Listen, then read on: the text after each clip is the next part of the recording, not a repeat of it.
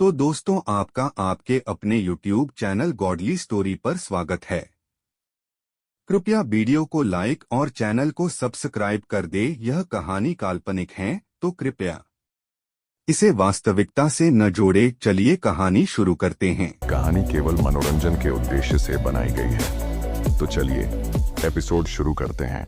दोस्तों, जानकारी के लिए बता दें कि अब हमने साहा परिवार को बदलकर मेहता परिवार कर दिया है और ज्योति साहा का नाम अब ज्योति मेहता रख दिया गया है। चंद्रप्रभा भोजनालय की चौथी मंजिल पर एक शक्तिशाली सिद्ध ईश्वरीय योद्धा ने ठंडी सांस छोड़ी और अपनी जेब से एक दिव्य शक्ति मुद्रा निकालने के लिए हाथ बढ़ाया। काली दिव्य शक्ति मुद्रा नीचे की ओर लुढ़की और चौथी मंजिल से गिरने लगी। साथ ही सिद्ध ईश्वरीय योद्धा चिल्लाया, मैं हिमांशु चुनौती स्वीकार करता हूं। इसके साथ ही जमीन पर गिर रही दिव्य शक्ति मुद्रा अचानक हवा में रुक गई। एक रहस्यमय शक्ति द्वारा पकड़ ली गई। उसी पल हिमांशु चौथी मंजिल से नीचे कूद गया। उसने दिव्य शक्ति मुद्रा को अपने पैर के अंगूठे से टैप किया, इसे एक कदम पत्थर के रूप में इस्तेमाल किया। अपनी नई गति के साथ वह चंद्रप्रभा भोजनालय के आंगन में उतरा। वूश! जो दिव्य शक्ति मुद्रा हवा में गतिहीन घूम रही थी, वह थोड़ी देर अपने आप में घूमने के बाद आकाश की ओर उड़ गई। शतभार दिव्य शहर में ऊंची इमारतों को पार करते हुए और अंततः एक पट्टिका के सामने उतरी। पट्टिका के सामने घनी दिव्य शक्ति मुद्राएं एक छोटा पहाड़ बना रही थीं और कम से कम 10,000 दिव्य शक्ति मुद्राएं थीं। वह दिव्य शक्ति मुद्रा, उसे 1000 आज्ञा पट्टिका की शक्ति ने ले लिया है ना? नील ने अपने मन में मास्टर रणजीत से पूछा। बेशक, एक बार जब उन्होंने 2 दिव्य शक्ति मुद्राएं चुका दी हैं, तो दोनों योद्धा एक दूसरे से लड़ सकते हैं, लेकिन फिर भी वे दूसरों के खिलाफ कोई कदम नहीं उठा सकते, मास्टर रणजीत ने कहा। नील ने जो स्वादिष्ट व्यंजन ऑर्डर किए थे, वे अभी तक परोसे नहीं गए थे, लेकिन कम से कम अब देखने के लिए एक दिलचस्प शो था। हालांकि नील को पूरा विश्वास था कि उसके स्वर्गीय मेहता भवन में प्रवेश करने में कोई खास समस्या नहीं होगी, फिर भी उसे अनंत दिव्य लोक की प्रतिभाओं की क्षमताओं को जानने की आवश्यकता महसूस हुई। सूर्यवंशी और चक्रवर्ती परिवार एक बार फिर से लड़ने लगे हैं। वे लगभग हर साल एक दूसरे के खिलाफ लड़ते हैं। मुझे आश्चर्य है कि ये दोनों कुल कभी बोर क्यों नहीं होते। तुम नहीं समझोगे, इन दोनों महान कुलों के बीच जीत या हार उनके लिए बहुत महत्वपूर्ण है। नील के कान खड़े हो गए जब उसने लोगों को थोड़ी दूर बात करते सुना और उसके चेहरे पर जिज्ञासा का भाव दिखा। वह चल रही बातचीत पर अड़ा रहा और बोला, मुझे लगता है कि सूर्यवंशी और चक्रवर्ती परिवार के बीच कोई दुश्मनी है। क्या मैं गलत हूं? इन दोनों कुलों के बीच दुश्मनी शायद बहुत पहले से है। वास्तव में जब मैं 7 दिव्य युग पहले विशाल गगन प्रदेश में था, तब भी मुझे इसका पता था। मास्टर रणजीत हंसे।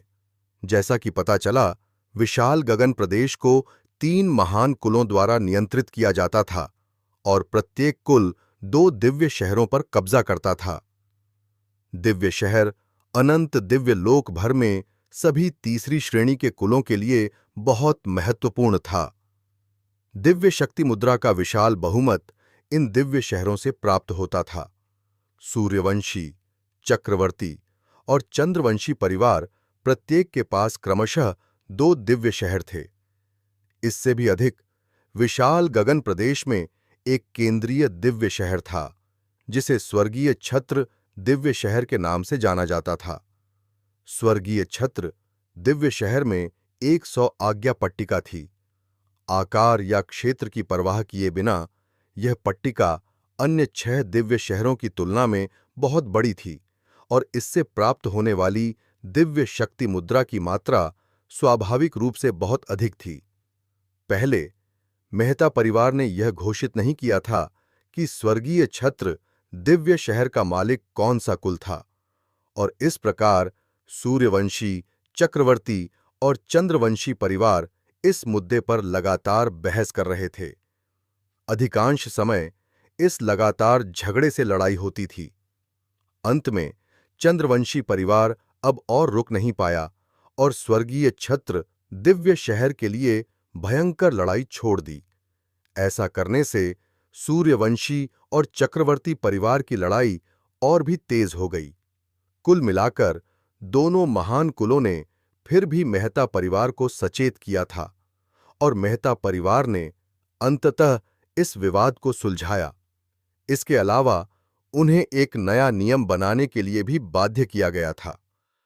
हर साल स्वर्गीय मेहता भवन द्वारा परीक्षा द्वारा शिष्यों को प्रवेश देने से पहले सूर्यवंशी और चक्रवर्ती परिवार प्रत्येक को स्वर्गीय छत्र दिव्य शहर के स्वामित्व के लिए 3 योद्धाओं को एक दूसरे से लड़ने के लिए भेजना चाहिए। ऐसे नियम के साथ सूर्यवंशी और चक्रवर्ती परिवार के लिए अपने कनिष्ठों के पोषण के महत्व को समझना स्वाभाविक था और इस प्रकार अपने शिष्यों में कई संसाधन लगाए। इन दोनों कुलों की नजर में स्वर्गीय मेहता भवन में प्रवेश करना उनका केवल द्वितीयक उद्देश्य था। वास्तव में स्वर्गीय छत्र दिव्य शहर पर नियंत्रण जीतना सबसे पहले और सबसे महत्वपूर्ण था, और यह बताता है कि नील को आज ऐसा दृश्य देखने का मौका क्यों मिलेगा। दूसरे शब्दों में, 2 चुने हुए चक्रवर्ती और सूर्यवंशी कुलों के सबसे शक्तिशाली सिद्ध ईश्वरीय योद्धा होने चाहिए? नील ने पूछा। 2 सबसे शक्तिशाली? हां, मास्टर रणजीत ने एक ठंडी मुस्कान के साथ जवाब दिया। जब नील और मास्टर रणजीत बात कर रहे थे तो उनके सामने आंगन में लड़ाई पहले ही शुरू हो चुकी थी। हिमांशु ने एक कदम आगे बढ़ाया और सीधा तमल की ओर बढ़ा। उसके हाथ में एक चमकता हुआ सुनहरा भाला था। हालांकि इस भाले का आकार थोड़ा अजीब था। यह एक सांप के शरीर की तरह घुमावदार था और ऐसा लग रहा था कि एक त्रिकोणीय सुनहरे सांप का सिर भाले के सिरे में जड़ा हुआ था। Coiling dragon spear! हिमांशु चिल्लाया। हालांकि वे यहां चंद्रप्रभा भोजनालय में केवल अभ्यास कर रहे थे, लेकिन दिव्य शक्ति मुद्रा चुकाने के बाद भी यह एक द्वंद्व बना रहा। सामान्य तौर पर द्वंद्व में योद्धाओं का मरना सामान्य था, खासकर जब दोनों में से एक ने कोई रोक नहीं लगाई। वह घुमावदार लंबा भाला एक सांप की तरह अपने शिकार पर वार करता हुआ बाहर निकला। उसका भाला सीधे तमल के सिर पर लक्षित लग रहा था, लेकिन उसकी कलाई के एक हल्के मोड़ के साथ यह वास्तव में उसकी छाती पर लक्षित था। वाह, क्या उत्कृष्ट चाल है! सूर्यवंशी कुल का कॉइलिंग ड्रैगन स्पीयर अपने अजीब आकार के लिए प्रसिद्ध है, जो इसके हमले से बचना बेहद मुश्किल बनाता है। देखो, हिमांशु की गति के साथ मुझे डर है कि सूर्यवंशी कुल स्वर्गीय छत्र दिव्य शहर पर नियंत्रण बनाए रखेगा। ऐसी टिप्पणियां सुनकर नील ने झुंझलाहट में अपनी आंखें घुमाईं। हालांकि वह अभी-अभी अनंत दिव्य लोक पहुंचा था। उसे पहले ही तिमिरगिरी गांव में अनंत दिव्य लोक के मार्शल कलाकारों की ताकत देखने का मौका मिल गया था। राघव और रघु तिमिरगिरी गांव से थे, जिसे एक दूरस्थ पहाड़ी गांव माना जाता था। इस प्रकार उनके लिए उच्च गुणवत्ता वाले मार्शल कौशल का अभ्यास न करना उचित था। हालांकि नील की राय में सूर्यचंद्र गांव के योद्धा भी बेहद कमजोर थे। उनमें सभी में ब्रह्मांड मंडल क्षेत्र का साधन हो सकता था, लेकिन उनके पास बस इतना ही था। मार्शल कौशल के मामले में वे आदित्य लोक में सूर्य मंडल क्षेत्र के स्तर के भी करीब नहीं थे। अब जब नील शतभार दिव्य शहर में पहुंचा था, तो जिन लोगों का उसे सामना करना पड़ा, उन्हें आसानी से तीसरी श्रेणी के कुलों के अभिजात वर्ग माना जा सकता था। हालांकि हिमांशु की चाल ने नील को अभी भी निराश कर दिया। हालांकि कॉइलिंग ड्रैगन स्पीयर उत्कृष्ट था, नील ने सोचा कि यह बहुत ही दिखावटी था। वह जानता था कि वह अपनी महान गति से भाले को आसानी से तोड़ सकता था। भाले को इतना उत्कृष्ट कैसे माना जा सकता है? नील ने सोचा। नील को जो नहीं पता था वह यह था कि ब्रह्मांड में मार्शल कौशल वास्तव में अनंत दिव्य लोक की तुलना में बहुत आगे और बहुत तेजी से विकसित हुए थे। ऐसा इसलिए था क्योंकि अनंत दिव्य लोक के दिव्य नागरिक सूर्य मंडल क्षेत्र, ब्रह्मांड मंडल क्षेत्र और अर्ध महामंडलेश्वर क्षेत्र को कम समय में पार करने की क्षमता रखते थे। इस प्रकार कम उम्र में सिद्ध ईश्वरीय योद्धा बन जाते थे, और सिद्ध ईश्वरीय योद्धा बनने के बाद कोई तुरंत ईश्वरीय मार्ग में कदम रखेगा। सच्चे देवता स्तर से नीचे के लोगों की साधन अवधि बहुत कम थी, इसलिए यह स्वाभाविक था कि कोई भी इन मार्शल तकनीकों का अध्ययन करने में अधिक समय और प्रयास लगाने को तैयार नहीं था। आखिरकार एक बार जब वे सच्चे देवता बन जाते थे तो उनके पास अध्ययन करने के लिए उच्च स्तरीय साधन विधियां होनी तय थीं। हिमांशु का भाला हवा में छेद करता हुआ तमल की ओर तेजी से बढ़ा। तमल अपनी ओर से हमले के लिए पहले से ही तैयार था। उसने अचानक अपने शरीर को हवा में पलटा और एक सरल गति तकनीक से हिमांशु के भाले के वार से बच गया। उसी समय तमल हिमांशु के करीब जाने की कोशिश में आगे बढ़ा। जितना लंबा हथियार होता था उतना ही मजबूत माना जाता था। हालांकि जितना लंबा हथियार होता था उतना ही वह लक्ष्य के बहुत करीब होने से डरता था। लक्ष्य जितना करीब होता था, हथियार के लिए अपनी पूरी शक्ति को उजागर करना उतना ही मुश्किल होता था। हिमांशु ऐसा नहीं होने देगा।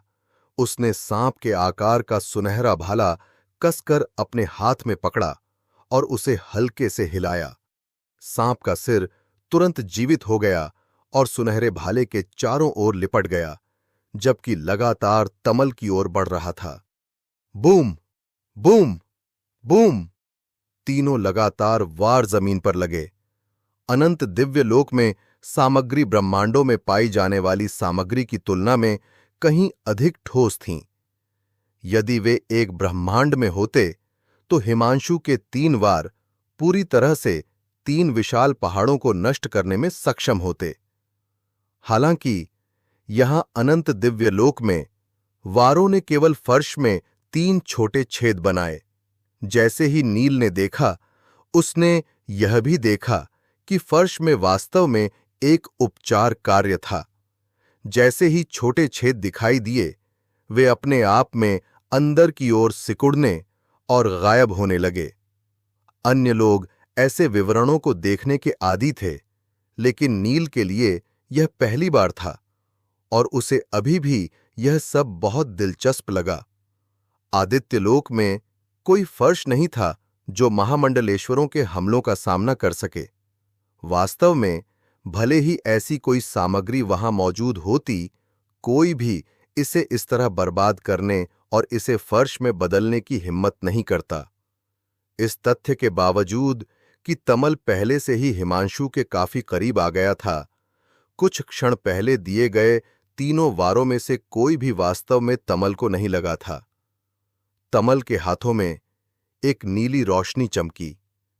एक बर्फीली नीली तेज तलवार पलक झपकते ही दिखाई दी और तमल की छोटी तलवार के एक मोड़ के साथ नीली रोशनी की एक किरण अप्रत्याशित रूप से बाहर निकली।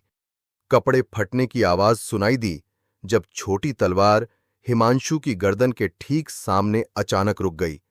नील ने भौं उठाई। यह एक बुरा कदम नहीं था, उसने विस्मय से कहा। हिमांशु सांस रोककर तमल को घूर रहा था। यदि बर्फीली नीली छोटी तलवार थोड़ी और ऊपर चलती तो इसमें कोई संदेह नहीं था कि हिमांशु यहीं अभी मर गया होता। आज उसके जीवन का आखिरी दिन होता। क्या तुम हार मानते हो? तमल ने शांत आवाज में पूछा। हिमांशु ने उससे घृणापूर्वक घूरकर देखा। उसकी आंखें चमक रही थीं। इतने सारे लोगों के सामने उसकी अब यहां रुकने की कोई इच्छा नहीं थी। उसने अपने हाथ जोड़े, उन्हें भीड़ की ओर बढ़ाया और आंगन से पीछे हट गया। तमल ने जीत में झुकाया और भीड़ की ओर मुस्कुराया, क्योंकि वह खुद भी जाने की तैयारी कर रहा था थी। लेकिन इससे पहले कि तमल आंगन के बाहर कदम रख पाता, ऊपर से एक दिव्य शक्ति मुद्रा नीचे फेंकी गई। यह जमीन पर कुछ बार उछली, अपने आप पर घूमी और एक मुश्किल से सुनाई देने वाली धमक के साथ उतरी। भीड़ में कहीं से एक हल्की आवाज सुनाई दी, तमल, मैं तुम्हें चुनौती दूं तो कैसा रहेगा? जैसे ही आवाज और दूर फीकी पड़ गई, जमीन पर दिव्य शक्ति मुद्रा अचानक फिर से उछली, जैसे जादू से नियंत्रित हो, और हवा में तैरने लगी। जब आवाज ने अपनी चुनौती दी, तो 1000 आज्ञा पट्टिका की शक्ति फिर से प्रकट हुई, जिससे दिव्य शक्ति मुद्रा हवा में तैरने लगी। मेरे पास कुछ और महत्वपूर्ण काम है, इसलिए मुझे लगता है कि मैं इस बार अपनी बारी छोड़ दूंगा। हालांकि ईमानदारी से कहूं तो तमल की एकमात्र इच्छा हिमांशु को चुनौती देना थी। वह किसी और से कोई चुनौती स्वीकार नहीं करना चाहता था। एक बार जब उसने बोलना समाप्त किया, तो वह मुड़ा और तुरंत आंगन से निकल गया। नील ने तैरती हुई दिव्य शक्ति मुद्रा को उदासीनता से देखा। बेशक उसका लड़ने का कोई इरादा नहीं था। भले ही वह जीत जाता, फिर भी वह केवल एक लड़ाई के लिए एक दिव्य शक्ति मुद्रा खो देता। ऐसा भयानक सौदा उसके लिए बिल्कुल कुछ भी मायने नहीं रखता था। हालांकि नील ने जो अगला देखा, उसने उसकी आंखें चौड़ी कर दीं और उत्तेजना से चमकने लगीं। दिव्य शक्ति मुद्राएं अचानक चौथी मंजिल से बरस रही थीं। यह कहानी सबसे पहले अनंत दिव्य स्टोरी पर अपलोड होती है, इसलिए कृपया अनंत दिव्य स्टोरी यूट्यूब चैनल को सब्सक्राइब कर लीजिए। काली दिव्य शक्ति मुद्राएं सोने और लकड़ी दोनों जैसी दिखती थीं, लेकिन वे न तो सोना थीं और न ही लकड़ी। जब वे फर्श पर गिरती थीं, तो वे धीमी और भारी आवाज करती थीं। चौथी मंजिल से लगभग 300 से 400 दिव्य शक्ति मुद्राएं नीचे गिरीं। वे सभी सिक्के जमीन पर बिखर गए। जब चंद्रप्रभा भोजनालय में सिद्ध ईश्वरीय योद्धाओं ने ऐसा दृश्य देखा, तो उनकी सांसें तेज हो गईं, खासकर पहली और दूसरी मंजिल पर वालों की। कुछ सच्चे देवताओं ने भी रुचि व्यक्त की। उनकी सभी आंखें जमीन पर पड़े सिक्कों पर केंद्रित थीं। 400 दिव्य शक्ति मुद्राएं शतभार दिव्य शहर में 2 घर खरीदने के लिए पर्याप्त थीं। ऐसी राशि योद्धाओं द्वारा आसानी से प्राप्त नहीं की जाती थी। कई निम्न रैंक के सच्चे देवताओं के लिए यह एक बहुत बड़ी राशि थी।